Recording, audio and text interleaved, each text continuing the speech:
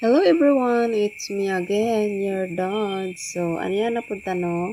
Mao ni ato nga ganap sa kahaponon. Human naman ta nagsimba, mao nang nag-cleaning na punta dire sa balay. So, mao ni mga kaligayahan atong mga nanay nga malimpyo ang balay, maplaster ang mga gamit. Mao ra nang atong mga kasiyahan kapag nakita nato ang atong nga balay nga limpyo. Kung ako lang naman ang pangutan-on, mas gusto ra nako gamay nga balay basta plaster at limpyo siya. Malipay na lamang ko maglantaw sa balay nga limpyo. Totally wala pa gayud ni siya nahuman kay daghan pay mga kulang. Pero sige ra laman kay moabot lang ang panahon na makumpleto ra ni. Siya na daay mo mga kadods no kay saba daghay mga iro tapos na po'y mga bata nagsaba-saba sa kalsada.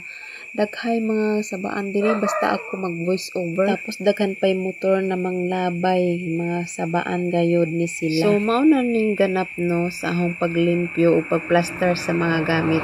Mao na ni siya nahuman na naabtan ang kog gabi sa kakaplaster sa mga gamit mga kadudes. So mao na to mga kadudes no. That's all for now. Thanks for watching. Bye bye.